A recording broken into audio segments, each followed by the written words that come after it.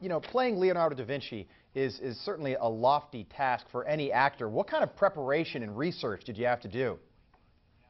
Oh man, I researched everything I could find. I went through his journals, I went to exhibitions, I went to his anatomy exhibitions that were on at Buckingham Palace in the UK. Went back in time. Went back in time, got a time machine. No, I did as much as I possibly could to find out everything I could about him and his personality at that time. And then you kind of get to the set and you throw it away. Because David Goyer, who wrote the Batman movies and Man of Steel, he's created this very fantastical graphic novel style approach. So you kind of try and marry the two things. And the show was one of the surprise hits on Starz last year, so I'm excited about season 2. But, you know, Tom, when I picture Leonardo da Vinci, and I'm sure the viewers will join me here, I picture sort of an old bearded man, you know, later in life, but you are kind of changing all that. Leonardo da Vinci as a sexy heartthrob.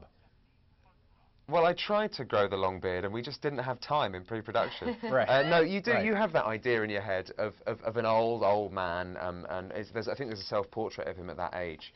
But the more I did research, the more I discovered what he was like in his 20s and 30s is so far away from what people think.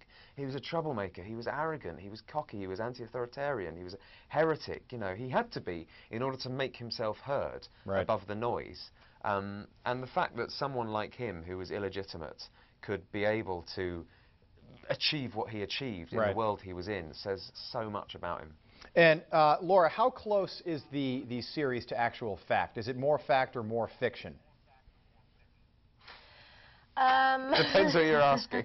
Yeah, it's rooted in history. Certainly, that's where we start, but then we kind of lift the roof off history and build on it, and it becomes, we're calling it a historical fantasy. So it's not claustrophobic.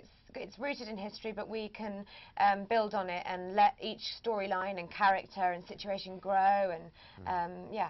David Goyer is very big on saying it's 80% historical fact and 20% fantasy. No, but I think in some episodes it's the other way around. And I like the idea of sort of lifting the veil and basing it loosely on fact, and then sort of exploring these characters for entertainment value as well. So, Laura, you play Leonardo da Vinci's love interest in the series. Tell us about that. I do.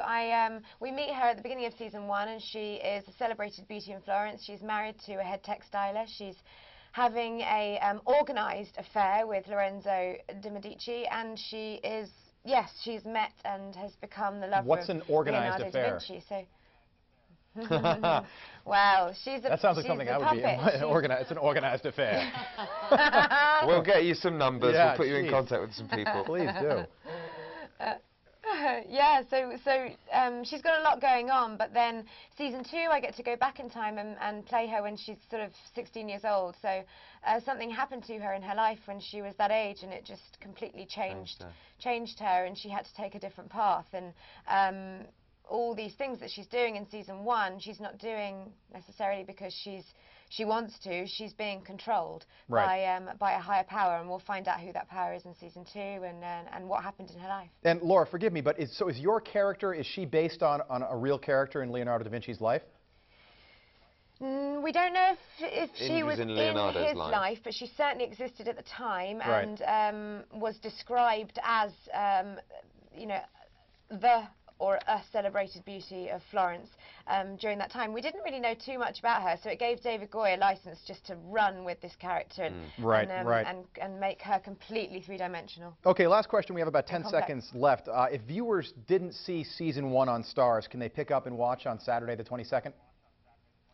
They can, but they should first go to Starz.com, because the entire show is there to watch, to binge all 8 episodes for free for the entire US, even if you don't have Starz. Oh, I love that. That's great. So that's free. Listen, you guys, I do want to give you a plug on Twitter. You're great follows. Tom, I was just looking at you. He's Tom Riley News and at Laura J. Haddock, like the fish, Laura. Thanks, guys, very much. Appreciate you being with us. The show is Da Vinci's Demons. It is on Starz. Tom Riley, Laura Haddock. Thanks so much.